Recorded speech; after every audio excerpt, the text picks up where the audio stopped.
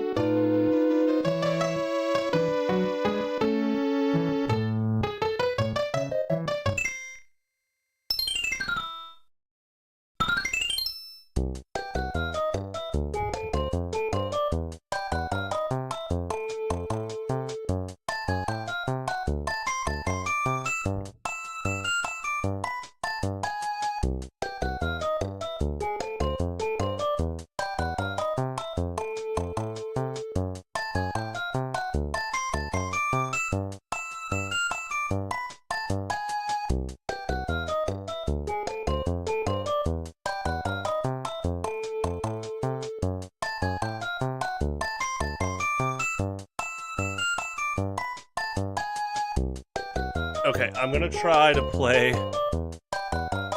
with the paper towel wrapped around my thumb. Obviously, I don't want to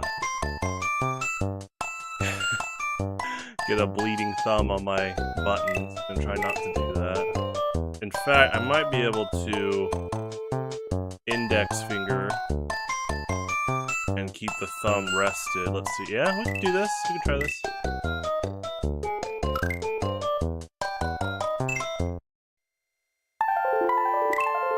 Bleeding might stop in like 20 minutes, so let's try a new challenge. Super Mario All-Star Luigi World C4 non-thumb playthrough. Here we go. Mario and Luigi, but right now, yeah.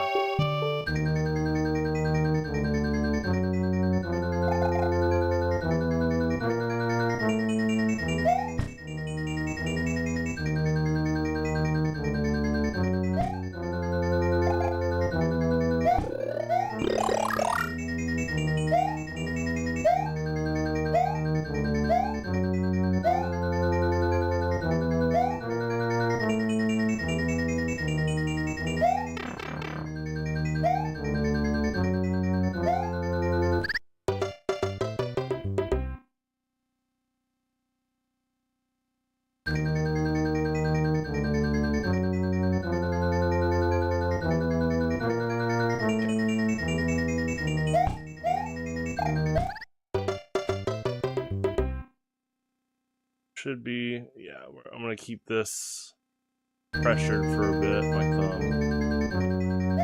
Yeah, probably about 15-20 minutes should be okay. It's actually a lot of fun though, playing no thumbs. Well, left thumb I'm still using for the D-pad, so. No thumb on buttons, there you go.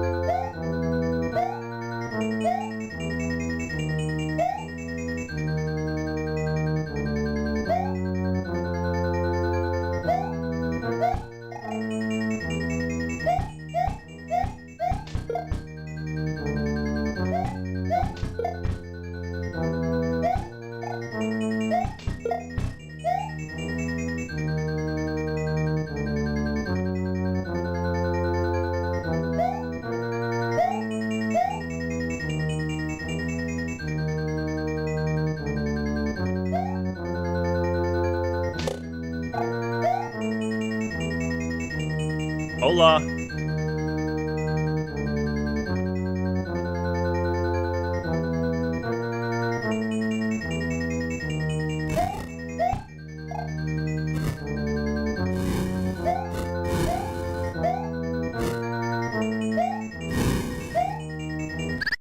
That was a good shot, Bowser.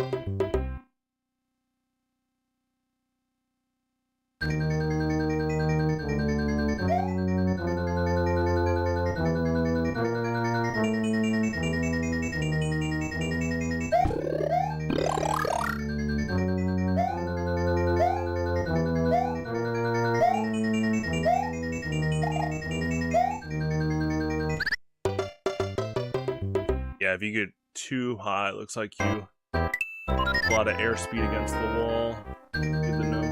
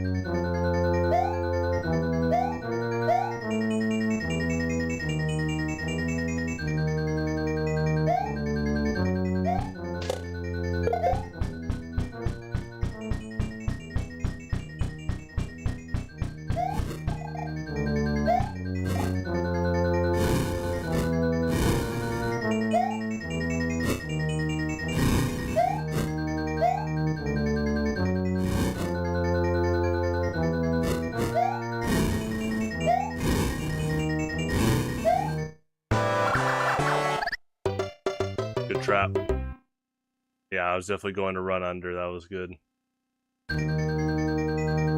Yeah, his jumps are definitely randomized, like his initial jump.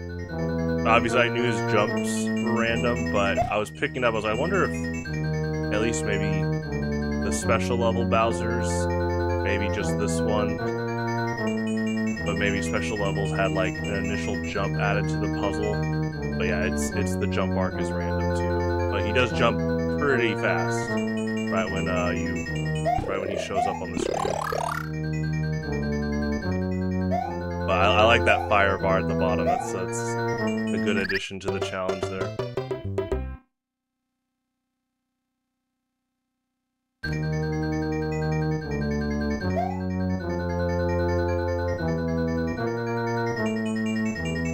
It's actually, yeah, I have to remind myself, this is the second to last Bowser.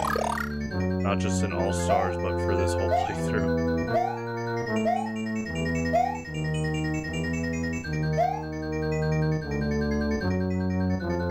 But yeah, I'm trying to brainstorm what the last special world Bowser will look like.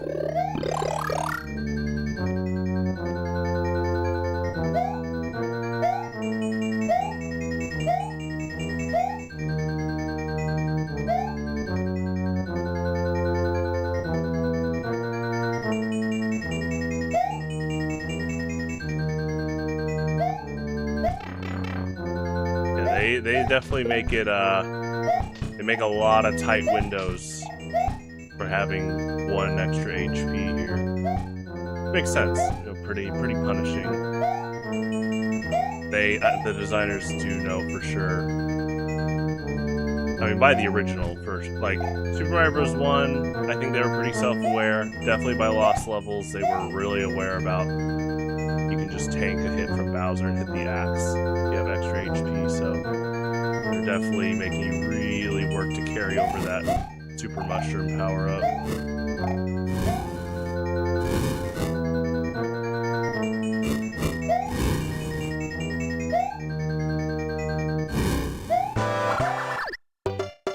That's really good coverage.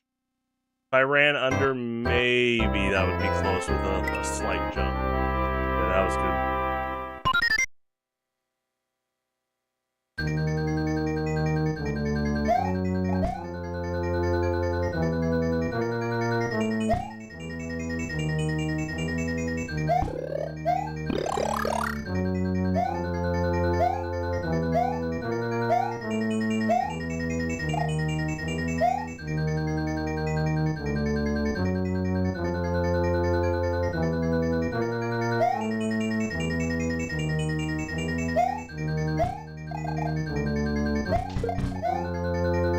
Nice. Yeah, that's also, I like that. Really pushing with Luigi's weaknesses there. Honestly, the ceiling's so high, also, or so low there, also can take advantage of Luigi's higher jump, trying to hit you in those pits or against a Koopa, a red Koopa. It's good. I like this level design. I've liked the level design in these games so far. I've played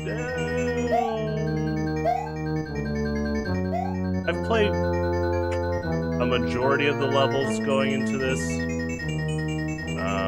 but definitely the tail end of Super Mario Bros. 3 and the tail end half of this game I've like never played or seen before. The most I knew about the end of Lost Levels was Blue Bowser. right before the Bowser fight.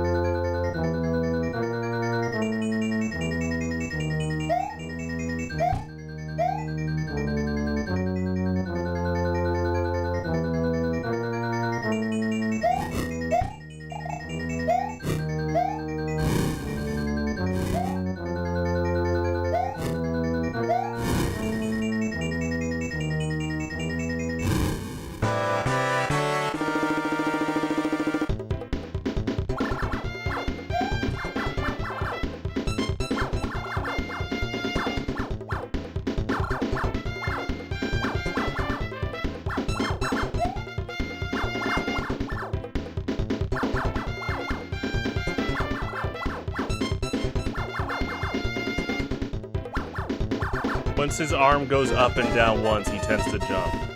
That's really good to know. Up, down, jump. Up, down. Oh, a little sooner there. But kind of an average time you can kind of predict. The player's going ham. The mariachi band's going ham.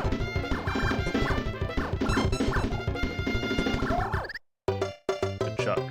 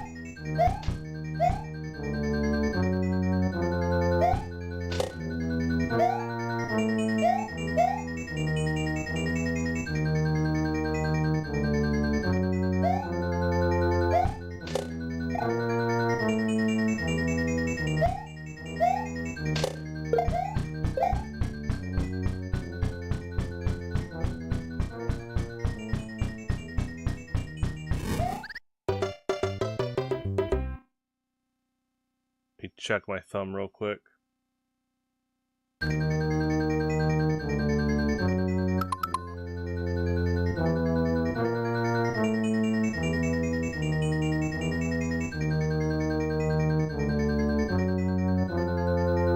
If I put it up to the camera, it might be considered gore. I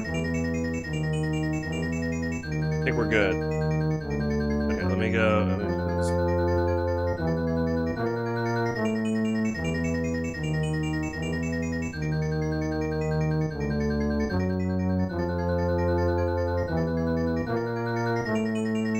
I'm gonna go quickly wash this real quick, and then we'll play.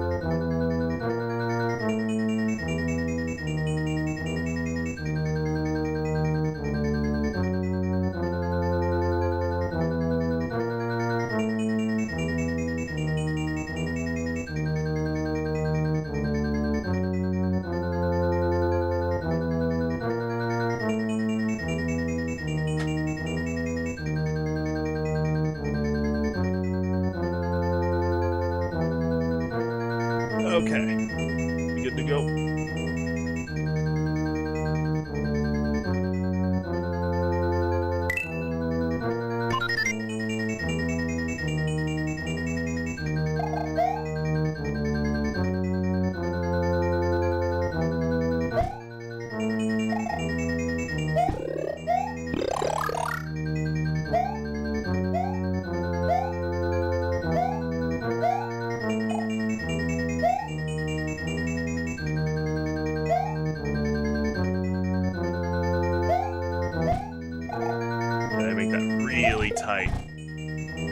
really want to test and punish you to carrying 1 extra health to Bowser.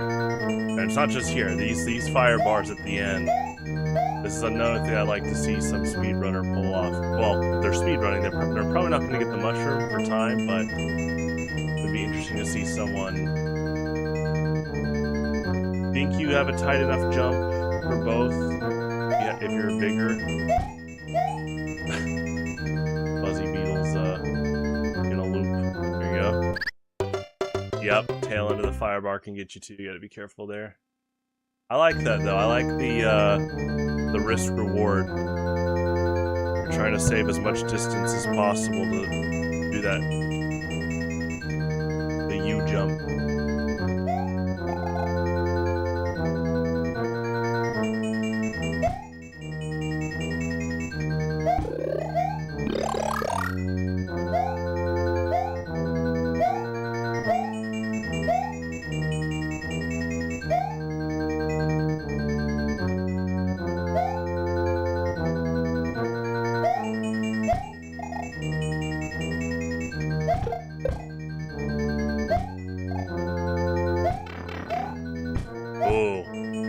I liked how fast that red Koopa snapped back. Yeah, they're vicious. Like Koopas have done so much damage to me on this playthrough throughout Super Mario Bros. 1, Lost Levels, and yeah, a bit of 3. But in 1 and Lost Levels, they're definitely programmed to snap back, and that's really strong. Like when you're trying to pull back and you're landing, reposition, or you take out a paratroopa's wings. And then you land with them and they snap back to whatever direction you're in. It's pretty good. Yeah, definitely gotta stay constantly mindful of stuff like that.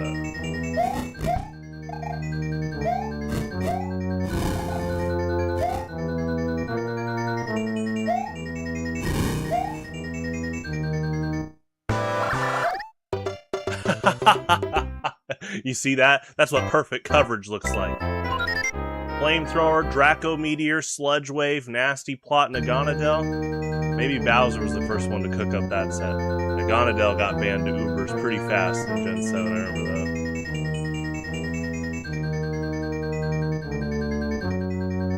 that. No coverage is ever perfect in Pokemon, but Naganadel definitely had the, what was it, Stab, Sludge Wave, Draco Meteor, and then it learned Flamethrower.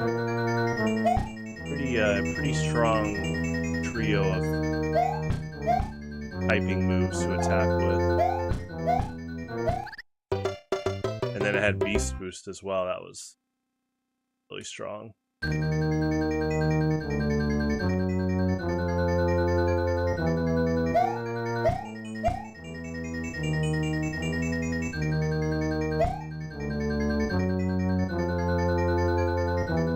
But that's always been a fun equation, looking at what are some really strong trio type coverage moves. Because there's the duo, there's like big duo ones like Ice Beam, Thunderbolt, and then Stone Edge, Earthquake. But a bit after Naganadel came out, and I was realizing, oh my gosh, like, yeah, Poison, Dragon, Fire is a crazy trio of hitting things for weakness or at least neutral. And then you go by, okay, so there's that. Recently, I've been learning. I always loved Ludicolo.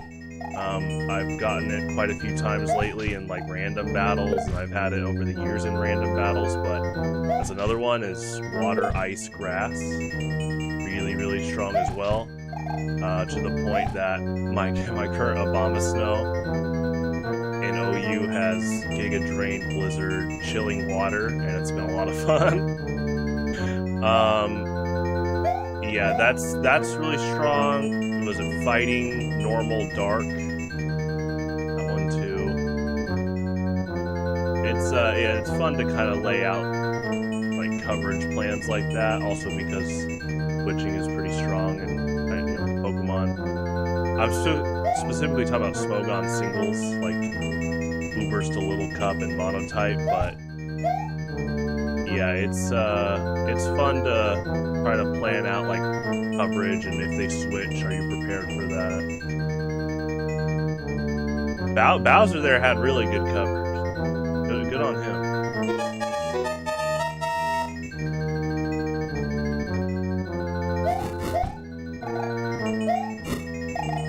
Yeah, the fire bar is like an entry hazard. Yeah, they're gonna make Fire Stealth Rock, call it Fire Bar.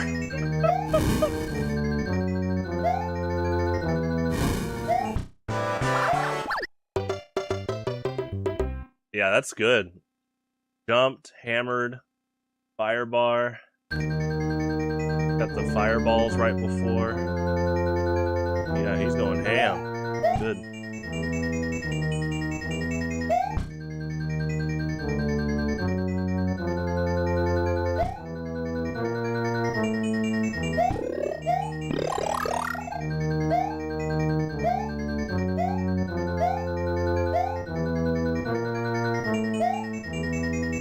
Yeah, it's definitely an entirely different form of boss fighting in at least Super Mario Bros. 1 and Lost Levels. When it comes to Bowser and, you know, even as enemies, the Hammer Bros, like, it's so interesting going from like that to, I mean, even just, yeah, Super Mario Bros. 2 USA and Mario 3, where it became a bit more pattern-based and punishment-based. You could find exploits. Yeah, in this game, it's, unless the Hammer Bros are jumping to platforms, if they're grounded, or like Bowser fights like this, some of it is just you try to brute force any small thing you might predict as an opening, which again is just an interesting dynamic to look at because, you know, coming from like a lot of Mega Man games, Mega Man is interesting because it's almost always designed to where you can beat the whole game without ever taking damage if you're that good. If you're that good at evasion, predicting, and the boss is still, Mega Man is known to have bosses run on RNG, and RNG is a good thing, in my opinion. It's good to have a boss mix it up, you know, variation there. But they tend to let you have some form of either reaction or being able to reposition yourself pretty well. Also, almost every Mega Man game can be beaten without taking damage and with just the Mega Buster. I learned that because of, there's this guy on YouTube called Rome Mithril, and he played through like every classic Mega Man game with just the Mega Buster and not taking damage, non-tool assisted. And it was actually, to this day, it is crazy to think that if he ever took damage, he would restart his whole recording. He had a lot of outtakes, but he actually would record while talking through the level. But if he took one damage, he would start it all again. He's definitely one of the best Mega Man Classic players of all time. That is easy to say there. But yeah, that being said, there's a few rare scenarios in the Classic series that you actually had to use something that wasn't the Mega Buster. You know, certain bosses only took, usually the Wily Fortress, the Fortress bosses, because they knew you had every weapon now, every Robot Master weapon, so there were a few times you had to use something else. And they're actually, speaking of him, I remember some of his hardest Robot Master levels were the ones where the boss could corner you with a combination of things, like Flash Man and Bright Man. Like, they can stop you midair, they freeze you, like Time Freeze or the Bright Flash, and then they would hit you. So sometimes it really was you could reposition, but once they decided to stop you entirely, you kind of could be at the will of what they would do next. So he definitely had a few outtakes there. But yeah, it's interesting. I'm thinking about is there a way you could do that without doing, well, you know what some people do is, they'll do a playthrough without taking damage, non-tool assisted, but they'll add commentary later. But he wanted to do live commentary every single time. He wasn't live streaming either. These were like older YouTube videos really taken off in the early 2010s. That's actually when I got back into the series. I originally got into Mega Man through NT Warrior, the cartoon, and then once Mega Man 10 came out, once Mega Man 10 was being talked about in Nintendo Power early 2010, I got super into Mega Man. I still am. I mean, it's what got me to become a composer. But yeah, bosses like this. Look at that coverage. That's amazing. That is amazing. Yeah, you gotta... I mean, they're giving you a decent amount of time, so I might try to take advantage of while I wait and analyze any opening. Bowser does slowly approach and try to use to your advantage, because that does give you more space to hit the axe without a hammer or him snapping back.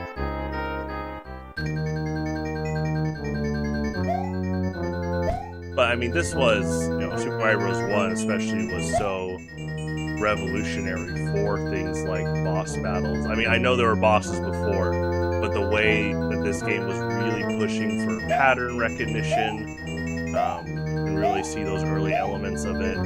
Obviously, Lost Levels carried most things over with the new level layouts. But we were talking about last time how Super Mario Bros. 3 really is an accumulation of them taking notes from Mario's 1, 2, and Lost Levels. Which is really cool.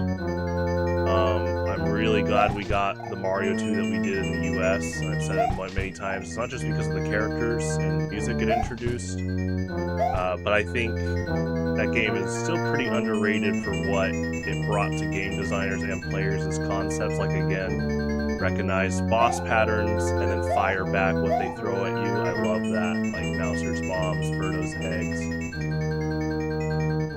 Which, I know that's not like revolutionary for Super Mario Bros. 2. There's obviously been games before that do similar things. But yeah, you consider how popular Mario is and how much Super Mario Bros. 1 pushed for the not just the platformer genre, but video games as a whole. Like in the department of music, right? So before Super Mario Bros. 1, a lot of music mainly was just used for title screens, ending jingles, and yeah, just kind of some jingles throughout the game every now and then, maybe a background song. But Super Mario Bros. Was like, no, we're gonna have a soundtrack throughout the whole game. And even though it's only a few songs, at that time, that's pretty nuts to put on a Famicom disc or NES cartridge.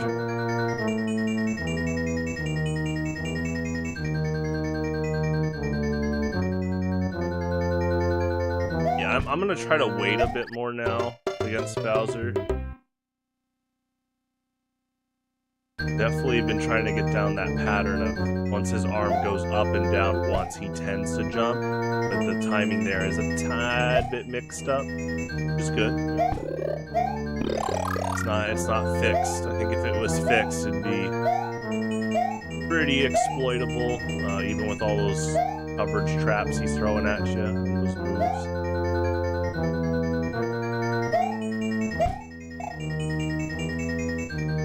Yeah, this is so funny. I love this so much. This really is the take your time portion. I mean, they are giving you a lot of times.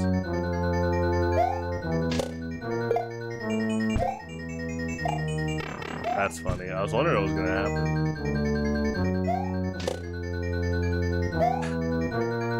They definitely have a lot of traps if you have HP. I love that. It's good real estate, Bowser.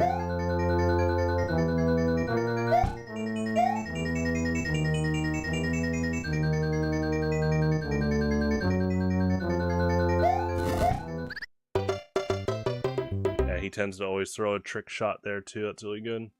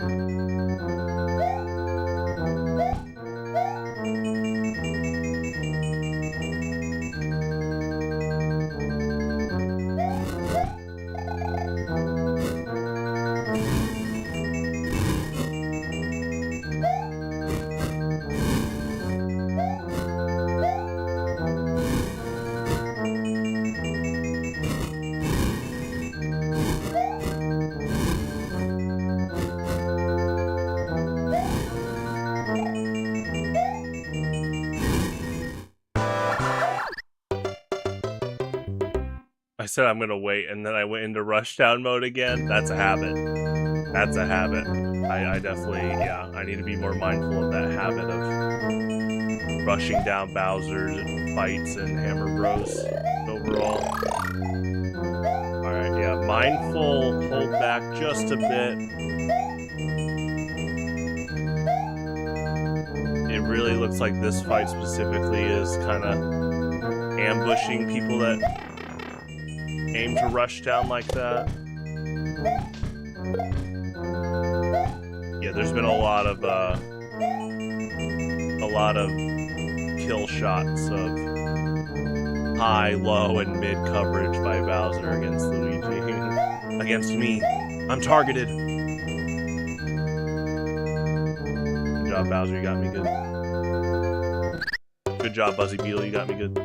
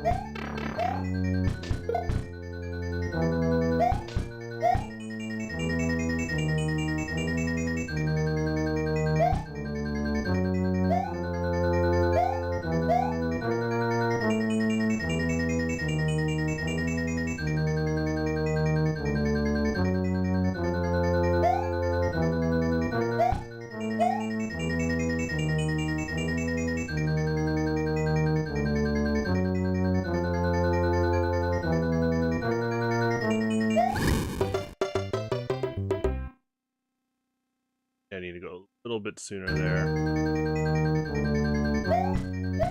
I need to go a little bit later there. Good old fire bars. $10 per fire. That's not that bad. I feel like the Menards price. Less Bowser.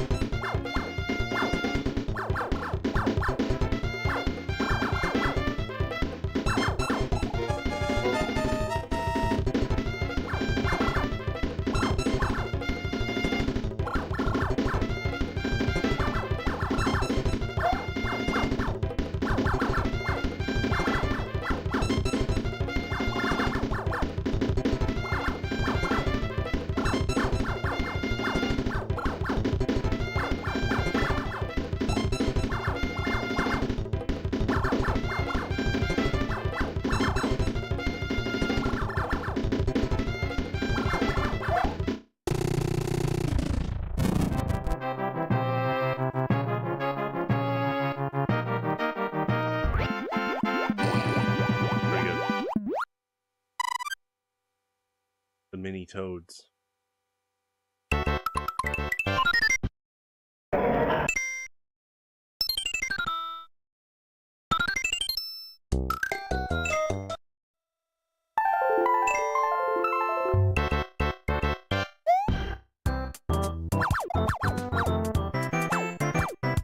My good friends.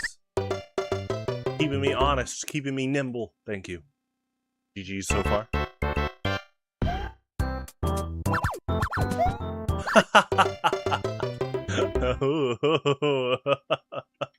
That's pretty good. I like that. Ooh. Okay. The game designers are almost saying you gotta fight these guys. Okay. And then, okay.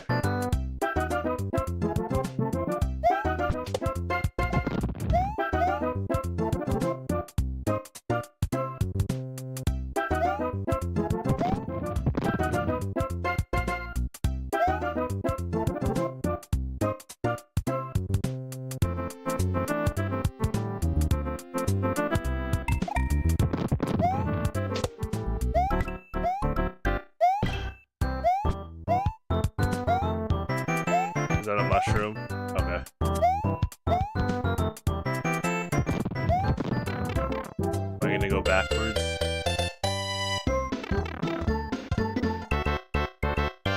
I don't think so.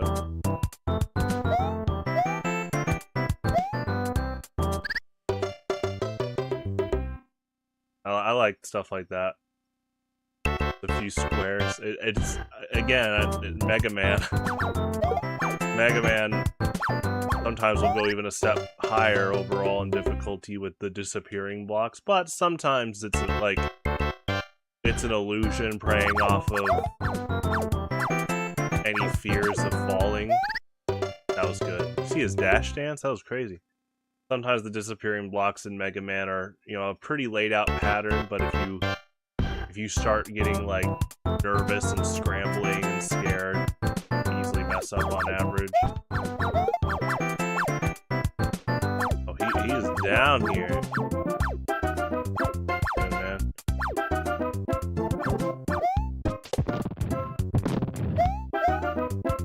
I do think this game also served the template for kind of freeform problem solving. A bit of freeform, not full freeform, but like that hammer bro thing, I think the designers were demonstrating, oh, you might have to fight both, but there's still that opening with that prepare Troopa to leave if you can evade and time the jump early. That's kind of your decision with the clock running. Another reason I love fighting games is with the clock running, what decisions do you make during that game? Another reason I love Zelda Majora's Mask, when you're trying to time out cycles, what can you accomplish in the 3-day cycle before resetting? I do like how... That was a good kill. I do like how the game gets rid of your items, like your collectible items, your rupees and bombs. You know, it makes you... It adds a form of punishment that makes you value the 3-day cycle a bit more on average. It gets the average player to have more weight seen for the cycle. So like, what can you pull off during that cycle? Yeah, this game did a similar thing. At time limits, I am definitely pro time limit. Obviously, time varies per game and challenge. Some games, you know, do benefit with no time limit. Good too. But you know, if you're doing like a speed run, then that's going to be timed. So there's definitely always a fun challenge, I think, in general with a time limit. And you know, my message to people that are scared about time limits, it's like, let time be your ally to improve. Reflect upon what you can change and alter and keep at it. Another reason I like Majora's Mask so much, it's like, yeah, Groundhog Day, the movie, like, what can you change this time, right? What was it, Romani getting abducted by aliens? Like, you gotta up your arrow game, bro. But then the rest of the cycle, there is a pretty severe punishment for messing that up, which I like.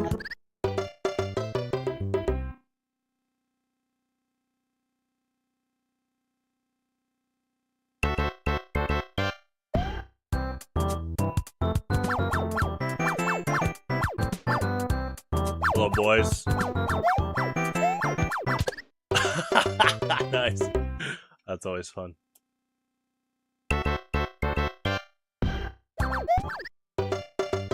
Yeah, I actually think that's their most lethal attack, is the hammer that's not thrown, because it's a startup that's also a hitbox. Like in fighting games, moves have startup frames where the move isn't even active yet, but this would be the equivalent of, while you're winding up for a punch, like let's say DK's giant punch in Super Smash Brothers, the wind up has a hitbox. So that whole, like, you might aim for their heads, but if they're starting a hammer, like, that startup can kill you. So I actually, yeah, in my opinion, at least for me, that's the most challenging attack. Not their jump, it's not 8 hammers, it's, oh look, they're exposed, there's their weakness, their head, and then they start up. Yeah, that's pretty big. And that's not really a fixed pattern either, like their hammer throw rate. Well, yeah, it's slightly mixed. It has some slight variation, which again goes back to the Mega Man theory of, even with the Mega Man 12 coming out, like, I bet the bosses will have, you know, a form of RNG in their behavior, which is good. It's good to keep your players mixed up and not just, like, fixed. Now, that being said, a fixed enemy like this Koopa Paratroopa is also really good, because it's serving a big part of a puzzle. So it really, I think it's a good mix. I think a game, a platformer, could really push for good mixes of static enemies and enemies that do have RNG in their behavior.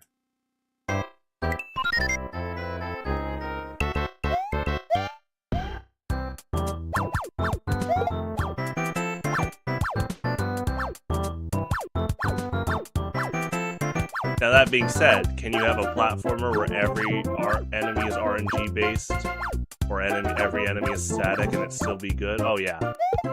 I just think a good recipe is, like we just saw here, like these two Hammer Bros are severely RNG based, while that Koopa Paratroopa is fixed. And that created a fun dynamic of, okay, you know, I can't really predict when the Hammer Bro is going to do a double jump down and get on top of my head.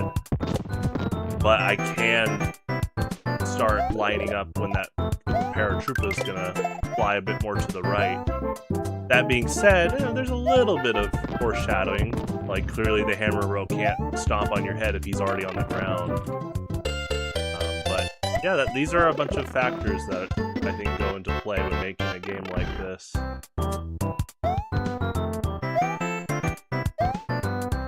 This is a really good puzzle. It is stomp on the Koopa Paratroopa, but it almost looks like the Piranha Plant comes out every time you do the layup. So bam.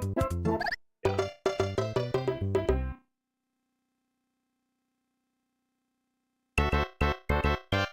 But it does look possible. Like there's a tight window of stopping. And I'm holding dash a lot. Maybe I can do it without dashing. I like that. They were running at me pretty fast. They tend to take a little bit to run at you, so that was also a good mix-up. They're adapting. Yeah, that right there, that is, if a Hammer Bro is studying things to exploit against me in a matchup, that's the big one. That's my self-reflection, is like, what's been getting me a lot, and it's when they're preparing to throw a hammer. Yeah, that's really good. It's being able to have a constant hitbox above your head, like a static hitbox, at least for a bit, and then the hitbox gets chucked. Yeah, actually, that would be the equivalent of Super Smash Brothers Yoshi. Like when he egg throws, imagine if the egg would blow up if the opponent touched it before it was even thrown, but then Yoshi doesn't get harmed. That's pretty good. I mean, egg throw's already good in general, but yeah, that would be pretty good for defensive coverage while preparing for a potential potential offensive play.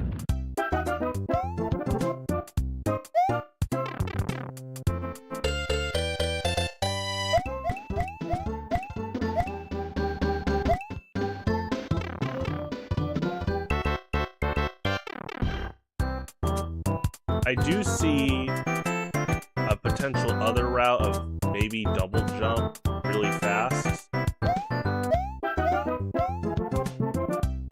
Close.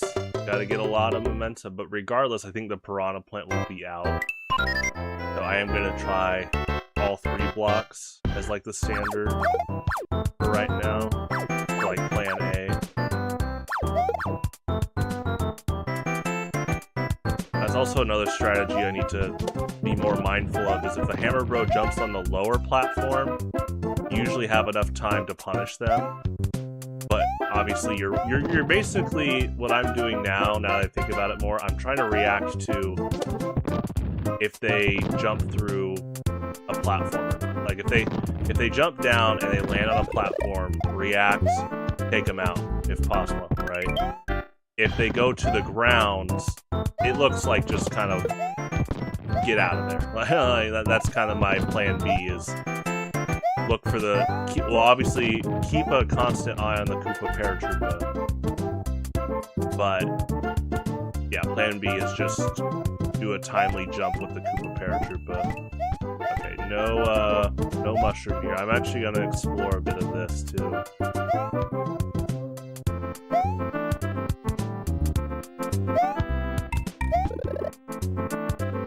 Yummy.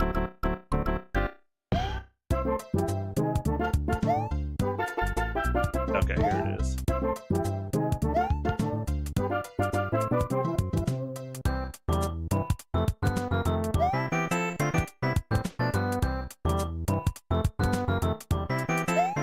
Ooh, he's flying.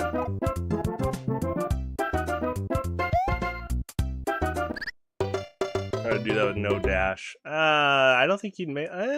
Be close. I'm gonna try dash again though. Oh, hi.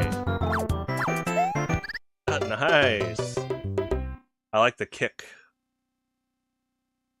The jump kick. That was a good mix-up. Seriously, it was. They're mixing me up pretty well. What's up? Hello, hello.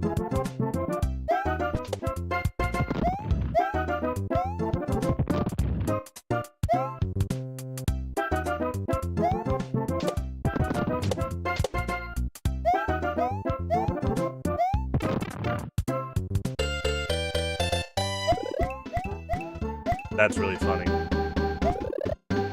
Oh, Poison Mushroom overwrites Super Mushroom. I've never, yeah, I was thinking, like, I don't think I've ever seen 2 on screen at the same time. Funny.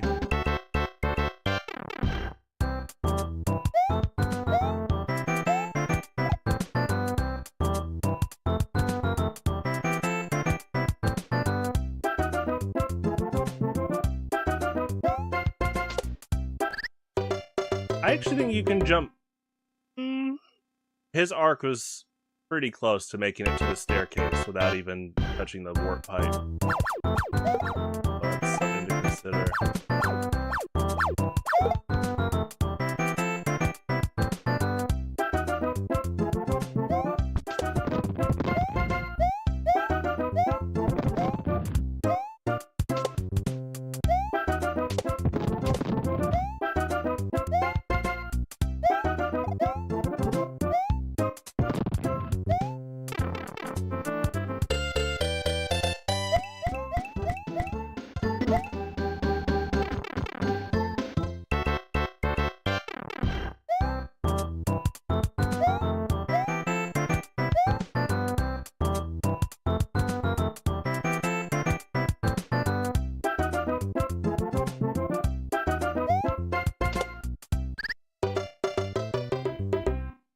Yeah, I was trying to pull back there. So let's try just holding forward even more with the dash. Let's try to overshoot.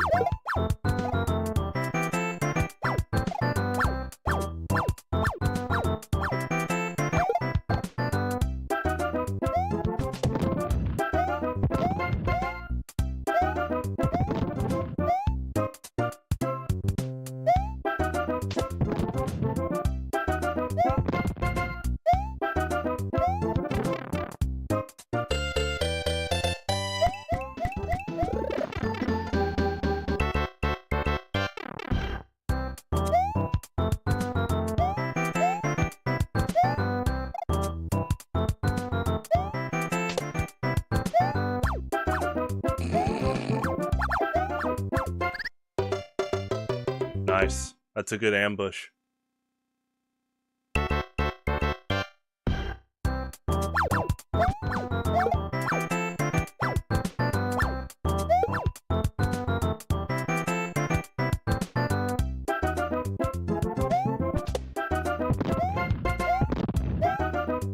That's a really good ambush.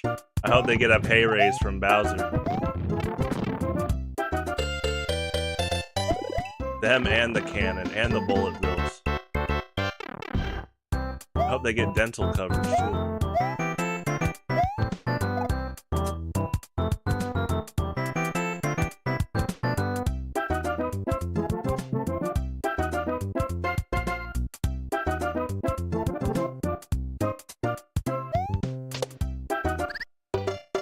That one didn't have a ton of momentum. I also, when I got the jump last time, it did just happen to be in the prompt that it goes down. Am I a programmer? I have a minor in computer programming, but most programming I do nowadays is like game mod stuff. Well, I guess you wouldn't even call it a mod, but most programming I do is Mugen oriented right now, which tends to be, you know, in Notepad and I guess, yeah, Python. It's been working a lot with Python. It did help that I took a Python course for that, so. I don't know exactly. I think Fighter Factory is built on Python. That's kind of the most coding I do right now.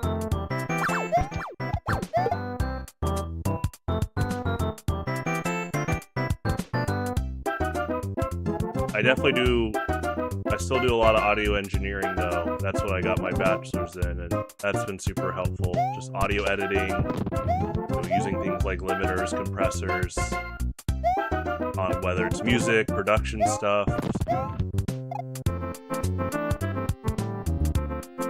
Yeah, NES emulator. I mean, it blew my mind when you could play it on your smartphone in the 2010s. Like right after iPhones came out and Androids were coming out, being able to see that you could play NES games. And then even when I was in high school, I remember in 2012, my good friend Cassidy, she was playing Mario Kart 64 on her iPhone. So even by then, it was obviously, you know, I'm sure the frame rates have gone a lot better, but even back then you could play it on your iPhone. I thought that was so cool.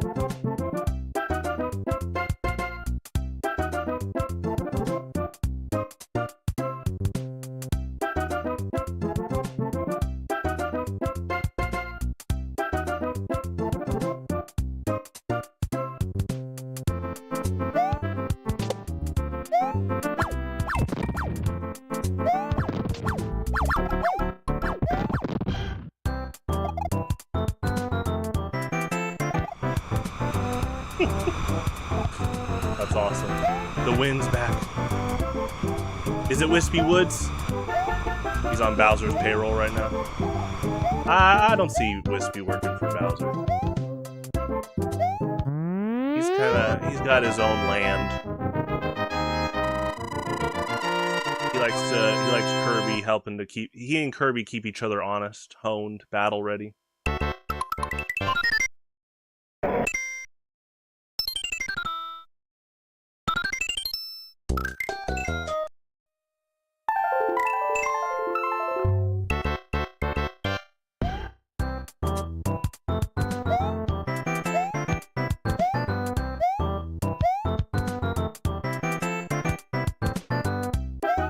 We got a whole party down here. Who brought the root beer? A&W, Mug, Barks. I guess, you know, I haven't had soda since early 2012, but now I think about it, is there any root beer without... Well, is there any big chain root beer without corn syrup? Because homemade root beer, you don't need that. But that's its own thing. Making your own root beer, you gotta make sure the alcohol content isn't like, unless you're looking to drink alcohol, you gotta Be careful there.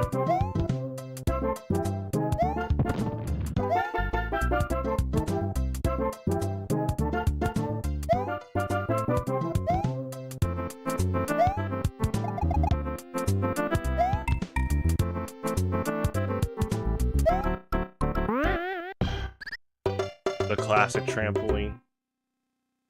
Definitely something yeah, there is ingrained muscle memory since I was a little kid of buffering my jump on them, and yeah, getting the sour spot. It has definitely carried over, even being more mindful in this playthrough. It is so interesting to know that I have these old habits of preemptively trying to hold jump down early.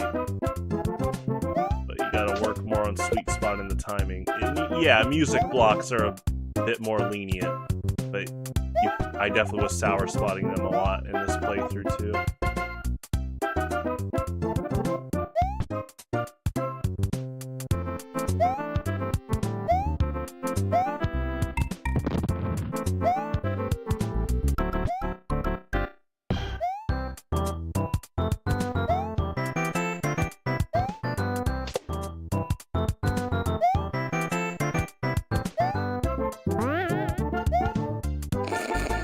I like that. I like that. Yeah, Luigi jumps high, but yeah, his lower traction, that's a good combination of his strengths and weaknesses being tested there. Oh, awesome.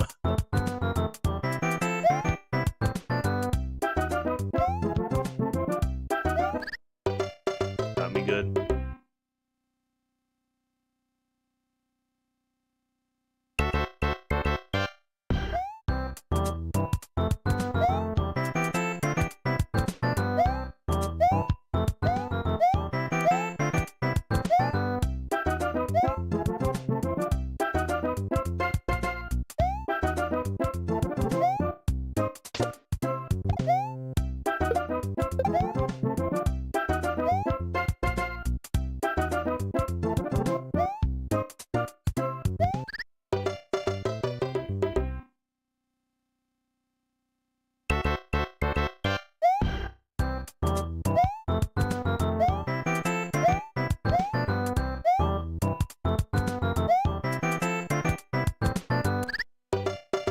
I do like how these piranhas reach pretty low.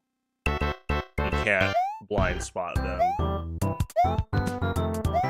Definitely adds to the challenge overall.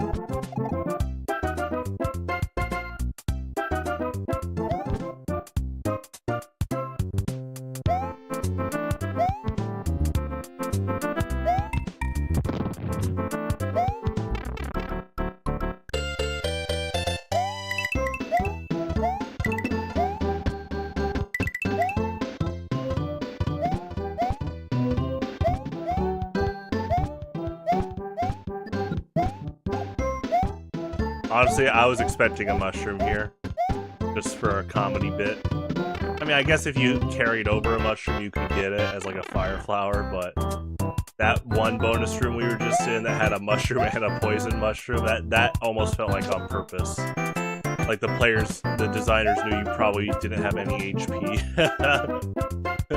Look what you can get. Good.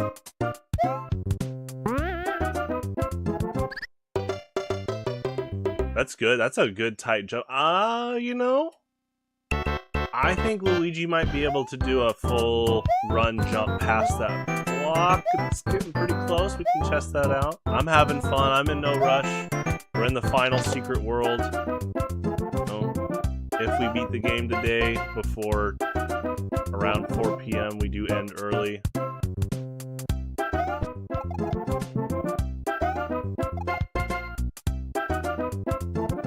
Yeah, we still have a little under 4 hours. Not that it's like, oh, I gotta beat the game today.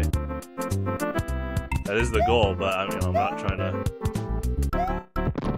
rush myself. I say that, but I am after beating the game. I like readjusting my approaches to challenges and seeing what happens. Do my best overall. I guess there it is. Yeah, there's the consistency. Is I definitely always try to do my best overall. Honestly, I'm gonna try to do the crazy jump.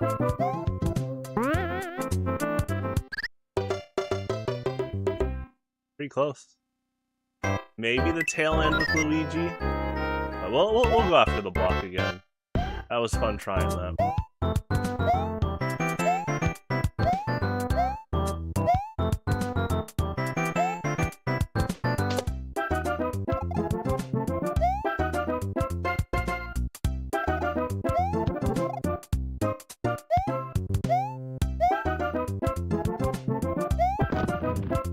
You know, we could try without dash jumping too.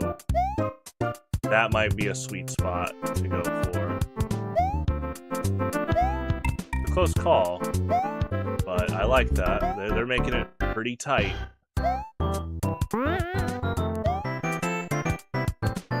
It really pushes Luigi's lower traction there. That's funny.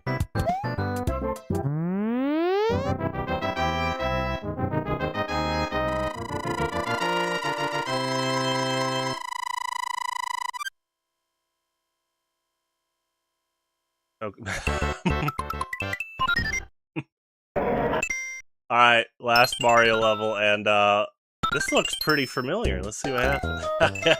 Let's see what happens. If this is like 8-3 in Mario Bros. 1, but Lost Level Special World Remixed. I'm excited. I mean, I'm excited regardless.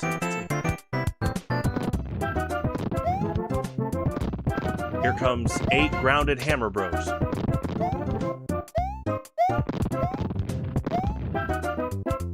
And 2 bloopers. And a bullet bill. That was good, that was good. Got me good.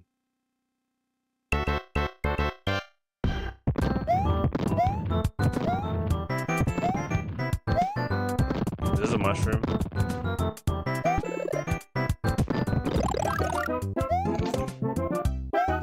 Yeah, they really don't want you to... They'll give it to you, but it's almost like a curled monkey paw. I love how brutal this game can be about, like, yeah, we'll give you a mushroom. You gotta really fight to keep that HP. Yeah, that's 2 grounded Hammer Bros. Half grounded, just because of the way that terrain is right there. But that's an opening. The highest platform is definitely an opening. You feel nostalgia watching the stream? You know, if I can help people have a better day, that's already a big win in my book. So, but I'm glad you're having a good day.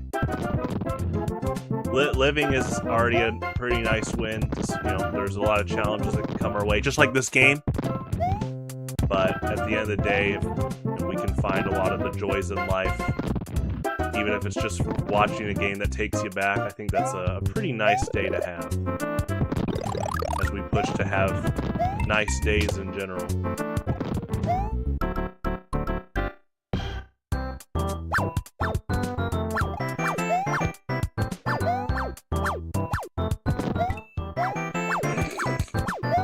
Wait, hold on. Okay, designers, I see the vision. At first I was like, is that just the dupe block? They really want you to get hit by like hammers and stuff. Yeah, but the trade-off is if you can take a bit of time and then you realize, oh, that's pretty helpful.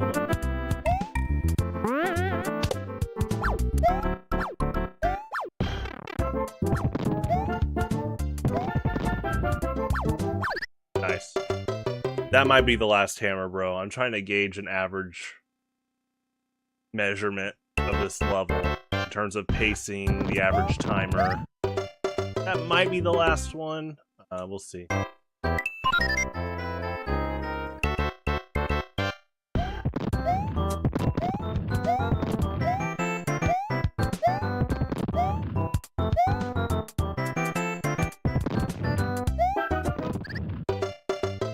Good shot.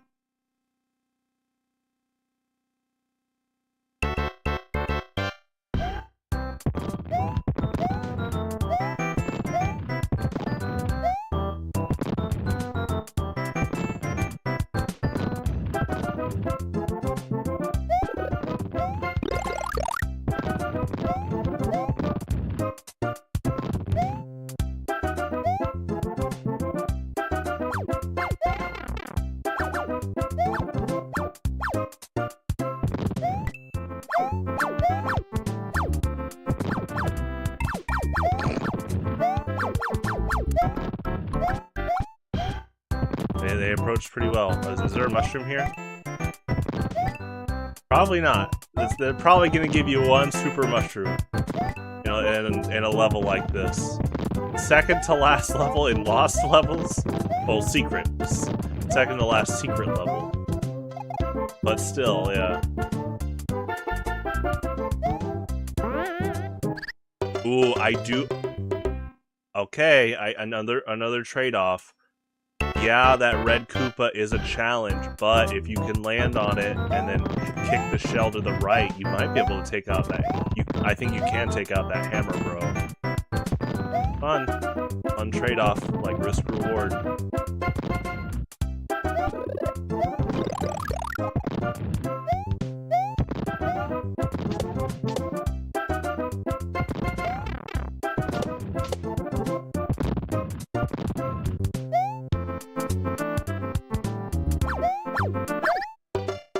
Okay, I do need to run and gun here. I don't need to, but I'm gonna try to run and gun there. Like, mindfully, I need to keep that in mind. Because those two grounded hammer bros, that tends to be my plan A against grounded hammer bros in a lot of Bowser fights. Just run and jump ASAP before they really set up a bunch of hammers and jumps, and then eventually they rush you down.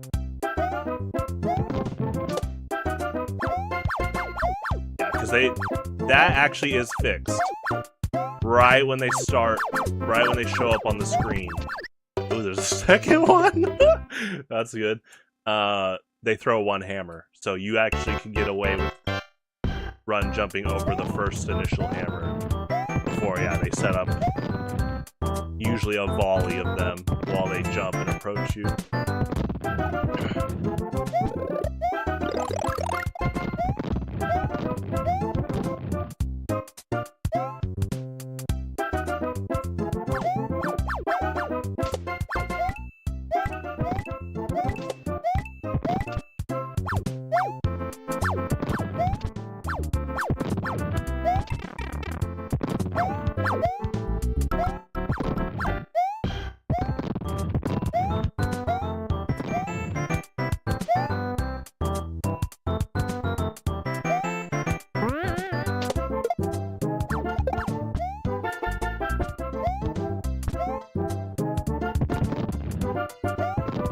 That's pretty good. I like that double fire.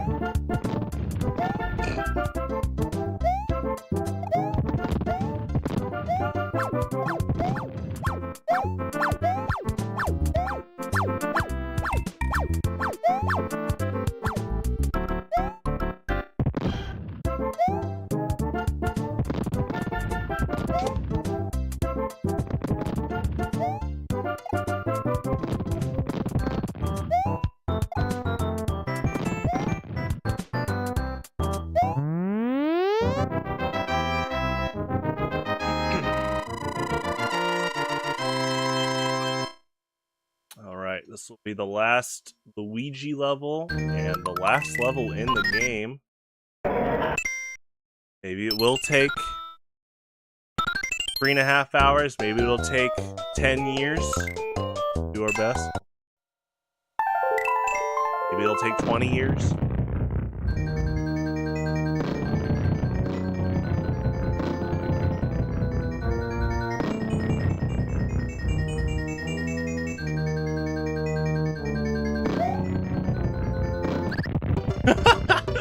That's awesome.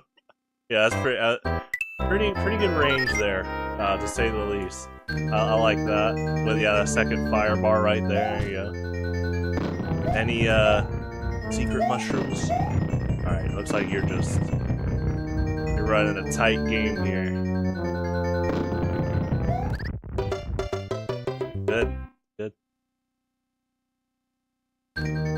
50 years, here we come. That'd be fine.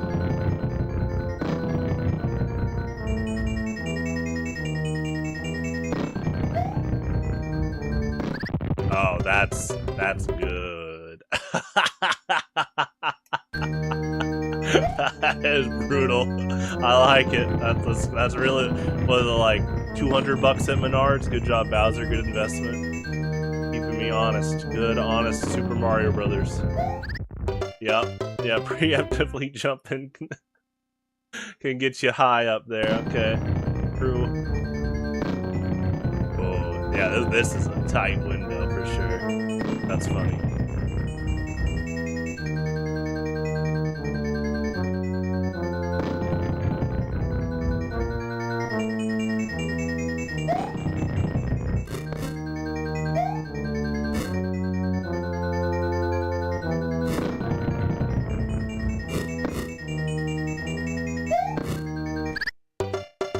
Yeah, I'm gonna try to jump off that square. If I ever get back.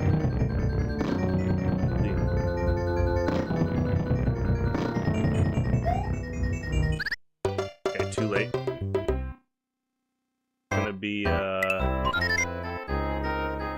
it's a combination of visual cue, but also I need to keep in mind where Luigi's positioned. So let's try right in front of this pillar, the background. And when this fire bar goes right below the window, we'll try that. Okay. Definitely keeping that in mind.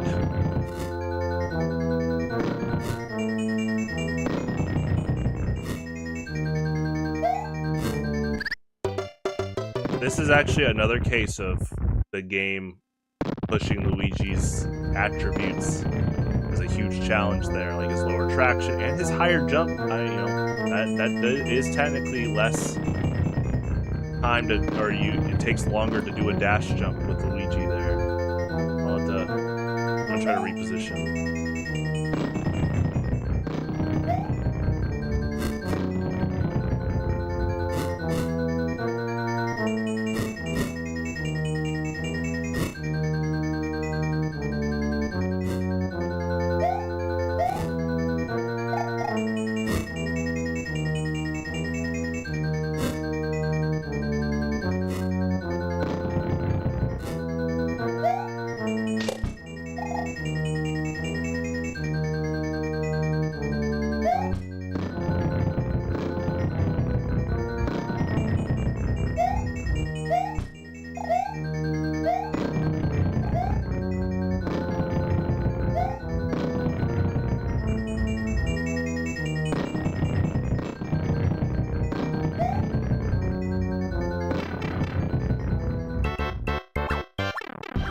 Wow.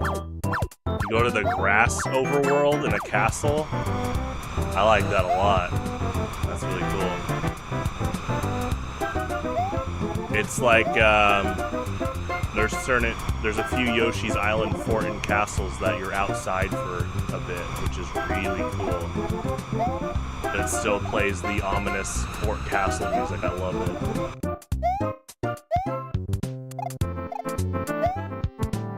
I was gonna say, I don't think you're gonna jump to a flagpole. Yeah, it shows Bowser in the preview. Hold on. Bowser's like, let's take this outside. He's got the grill ready. He defeats you. Gonna throw a party.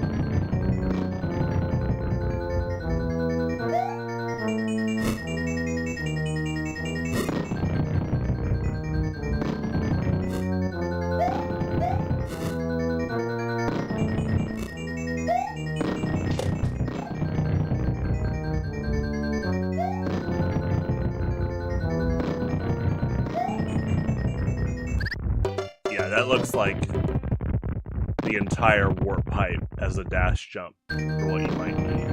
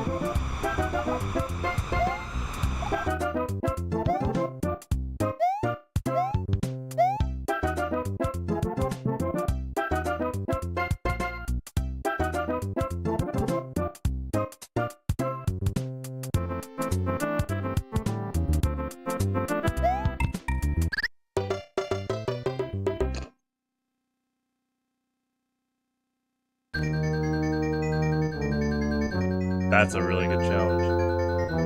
So it's gonna be like, what, an ultra tight jump and with Luigi's traction? Okay. So I'm thinking ultra tight jump with Mario, but now with Luigi it is pretty, like, what, maybe a 2-frame window of backing up and like margin of error type stuff. I say margin of error, window of different momentum you could bring to that jump. I mean, I can try doing this. Is there a warp? Nope. Alright. Is there a warp here? Nope. Alright. Good to know. Is there a warp here? No. Bowser's telling Luigi to touch grass? Gotcha. Yeah, the piranha plant. Pretty good trap, Bowser. Very good hit.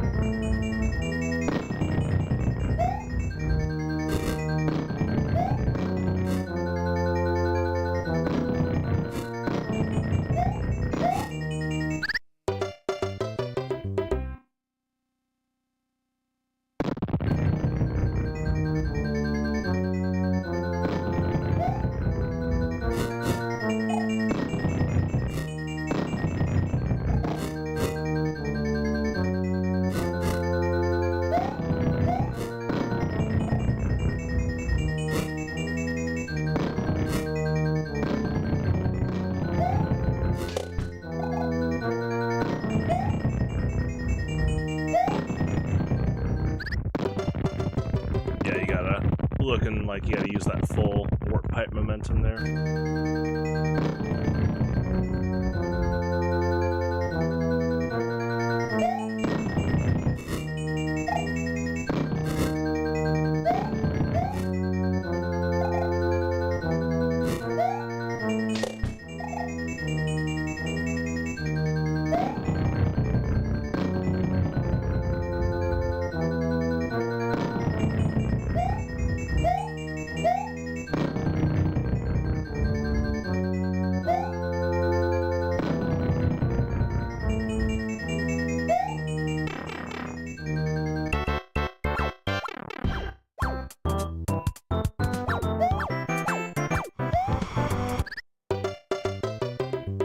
I tried to pull back thinking there was another hammer, bro. Yeah, I gotta be more mindful. There's only one there.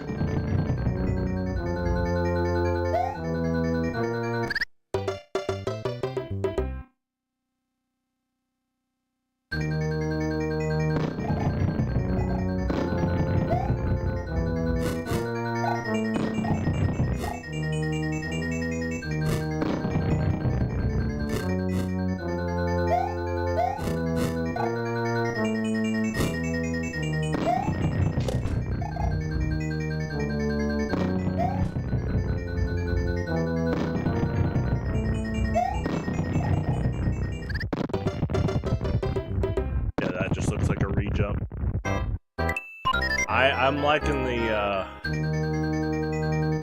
it's like a full test of Luigi's attributes in this game. Higher jump, lower traction, definitely coming into effect in a lot of instances throughout the levels I've used him, but kind of just looks like in the game in general.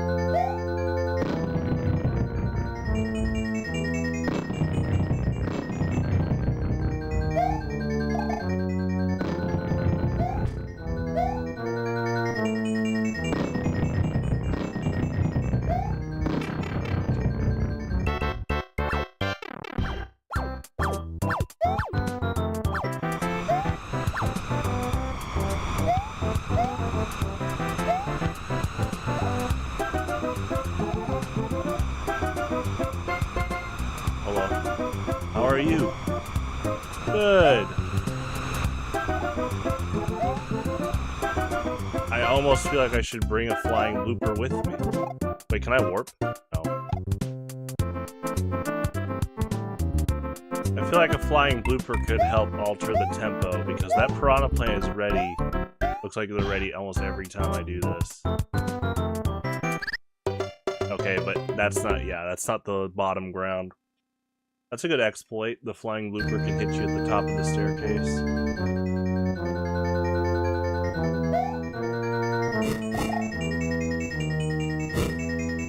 But I've been trying to brainstorm ways to throw off that piranha's timing, because they spawn in as you jump arc, so you could alter your landing a bit. Maybe that works. That is, I guess, yeah, like just ultra tight jump. And, you know, like I said, with Luigi, so while your jump is higher, it's, you know, that lower traction is going to make landing even tighter on average.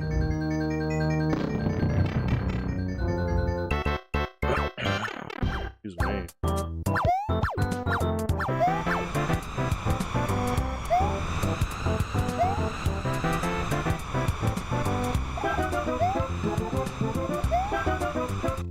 We'll try again without a sky blooper and try to get a really tight jump.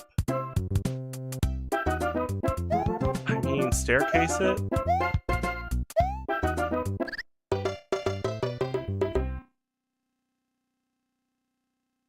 I'm thinking of that blooper. How much could it carry over to the sky?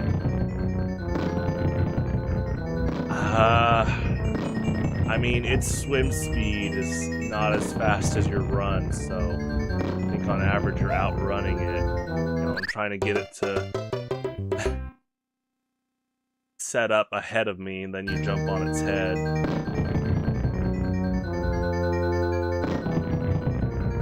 Definitely seems like one of the last puzzles of this entire game.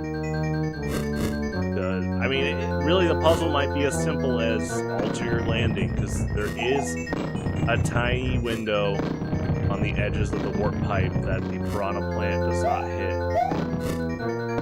But the context of it being Luigi with lower traction, yeah, I think it definitely tightens that landing window.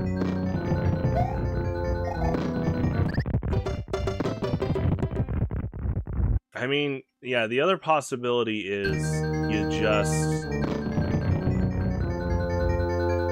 run up the stairs like crazy, get a lot of momentum, and maybe you can go past the warp pipe onto that platform behind it, but my prediction is it wants you to make a crazy landing in terms of a sweet spot.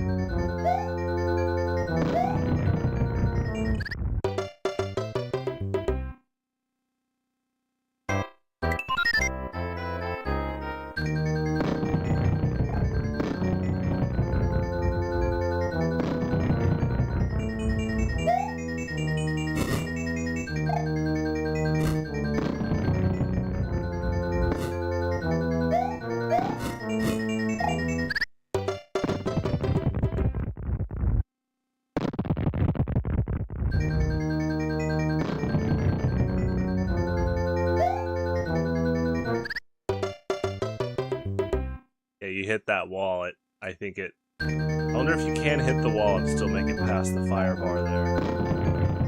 Definitely a huge momentum stopper.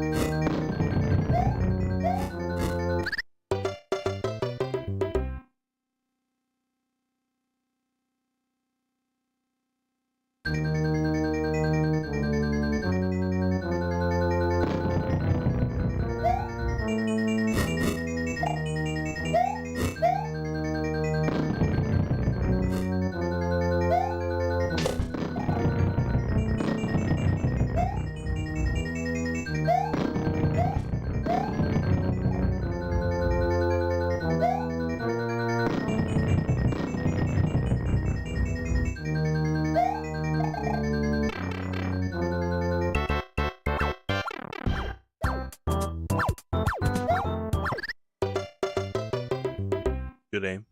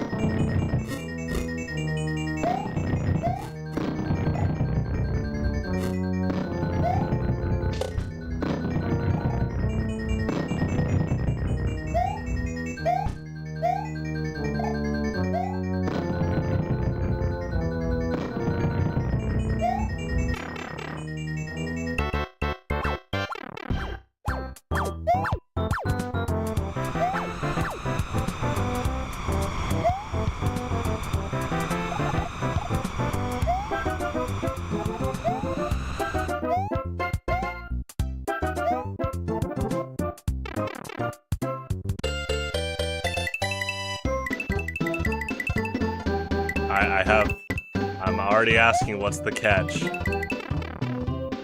I've asked that a few times with these with the warps in this game.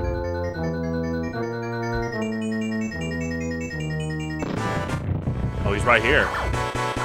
No, that's probably Blue Bowser. I was like, this is a really different terrain.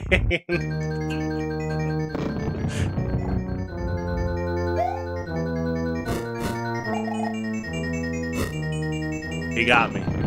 For a second, I didn't think that was Bowser. Oh, wait, they're doing Blue Bowser again.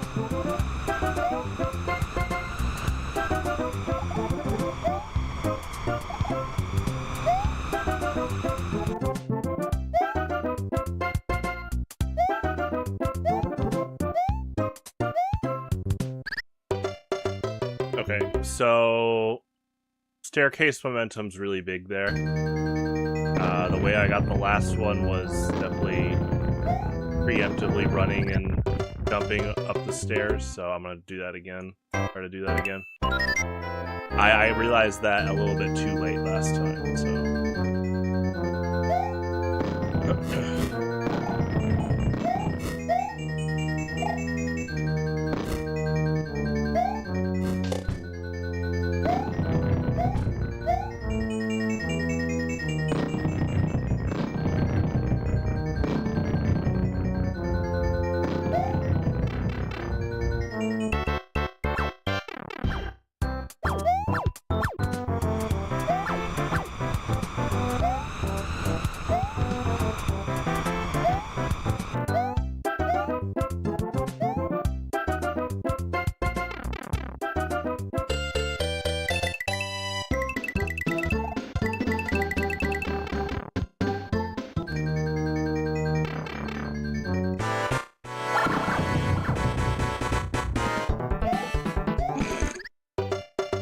Nice. Yeah, 3 sky bloopers in the piranha plant. 1 second, I accidentally hit the Xbox button, which tends to open Steam or the Xbox menu. Microsoft gaming. Microsoft.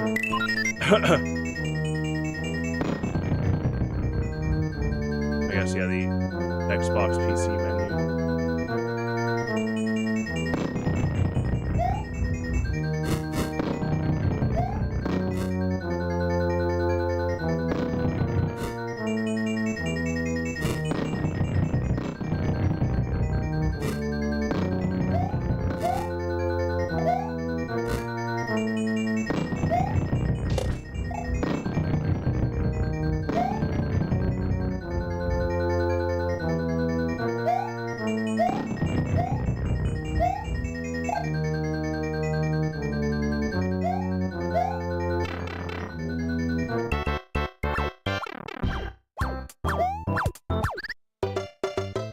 Good hit.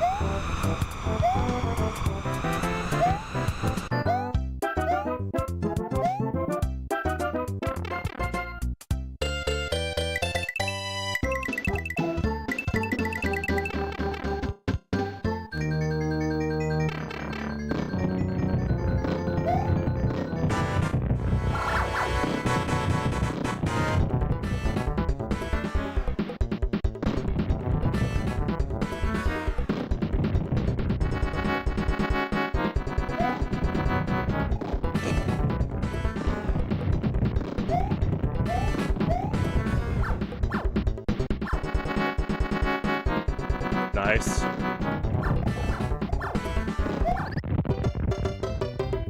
We got Blue Bowser, Free Sky Bloopers, Piranha Plants, a Hammer Bro, and I'm gonna guess Bowser.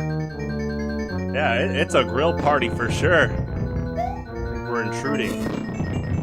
Hey, listen, if we can just get... What, did Princess Peach get kidnapped again, even though she said try the bonus levels? What's the scheme here?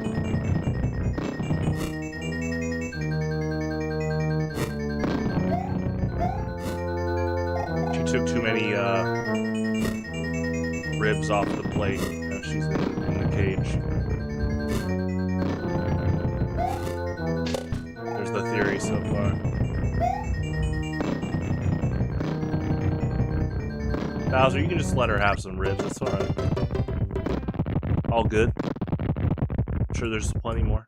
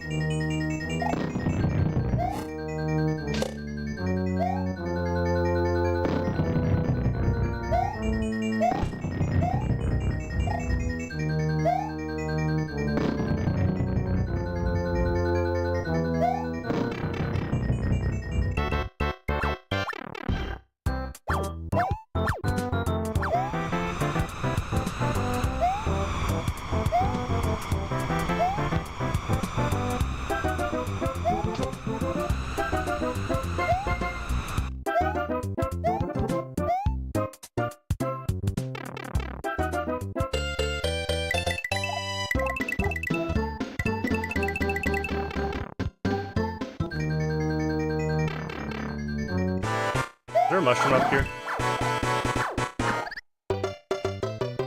Maybe. Good hit, Blue Bowser. Yeah, it could be a poison mushroom. I could see them doing that. I could also see them giving you a Starman. Like at this point in the game, in the secret final level, I actually could see them doing something like that. That'd be really funny too. Or nothing at all. That's also funny. Well, no, I should say nothing. You get coins. Yeah, no power up. Well, this is All Stars. Maybe they put the frog suit there too.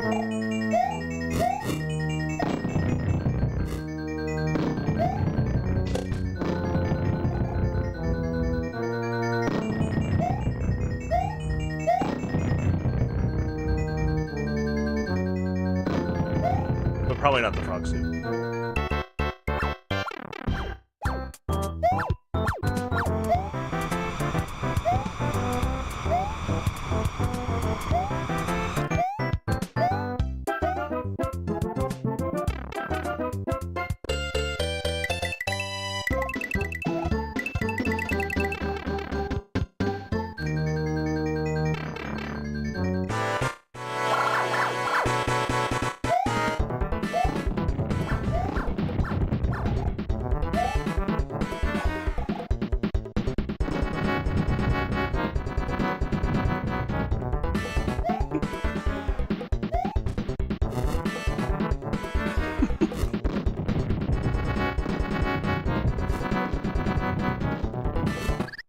Nice.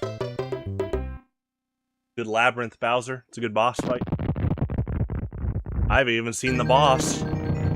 Seriously, that's he definitely called out his big payroll staff pretty good.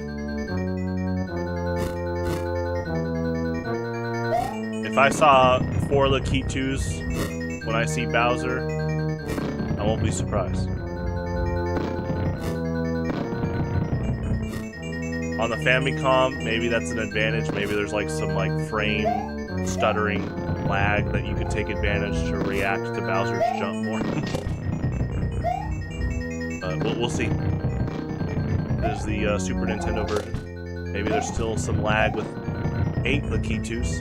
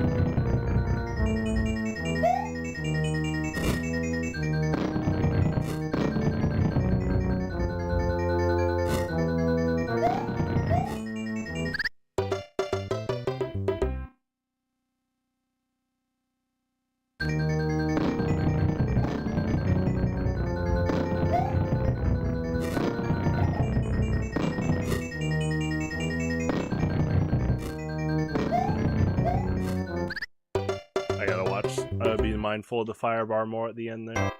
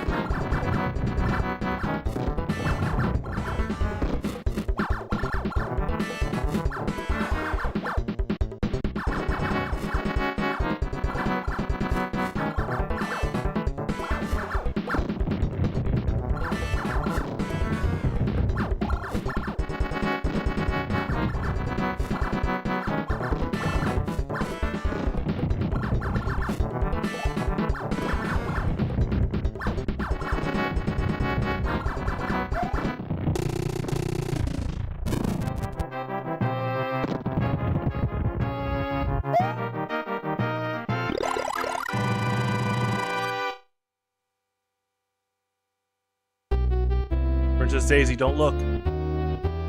Oh, yeah, doesn't matter yet. Well, by All Stars he has, but on the Famicom, no. They met in NES Open Golf, so a tiny bit later.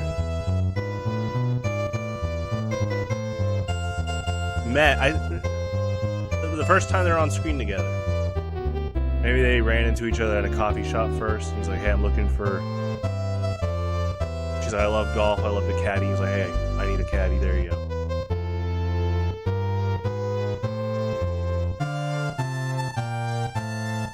Alright, well, that was a lot of fun. I thoroughly enjoyed playing through all 4 of these games.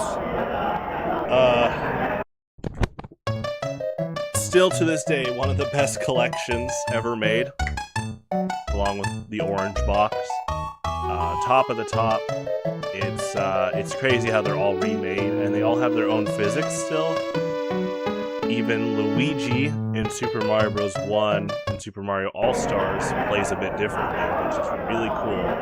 So I really loved doing this. It was a fun trip down memory lane and a fun way to help push for challenge. And I love the way Mario looks at the screen. There, that's funny. And so I definitely, it's going to help a lot when I look for, later down the road, looking at, game design in general. Like, you can see how all 4 of these games really helped pave the way for so many other games in the future to be inspired by. And I think Lost Levels being as challenging as it is, it's definitely a good thing because Nintendo learned, you know what, let's do a different Mario Bros. 2. And I think game designers can learn, okay, this is here's my verdict on Mario Lost Levels. Obviously in the All-Stars version, it saves per level. So that's pretty nice. But even then, I think that's the threshold of difficulty. I think that is everything in All-Stars and Lost Levels was fine. I understood the context of how challenging it was going to be. The designers knew, because now you save per level.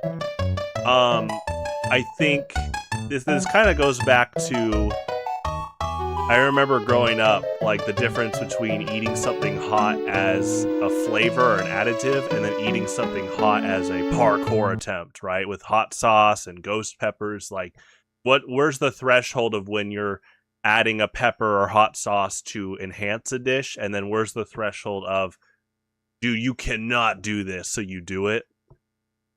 So it definitely, Lost Levels, I think, is like the top of the line of where the hot sauce is still adding well to the dish, rather than it's just a giant parkour attempt, the impossible challenge, in terms of like game design templates for difficulty. So I really enjoyed it. And that being said, you know, I'm not anti-parkour for video game design. Like, Kaizo Mario stuff's hilarious. Like, I think that's funny. You know what you're signing up for, kinda. If you don't do previews, that's part of the challenge too, is those dupe blocks. So I definitely had a lot of fun with this game, regardless. What's up, John? So again, 1993, 2 years before I was born, but I'm glad my parents bought this game. Thank you for doing that. So I will be back later this evening for Super Smash Bros. Melee, P+, and TF2 Pyro Practice, and then tomorrow we're going to start The Legend of Zelda Ocarina of Time 100% playthrough, so it should be a lot of fun. Have a good one, stay safe out there, and adios!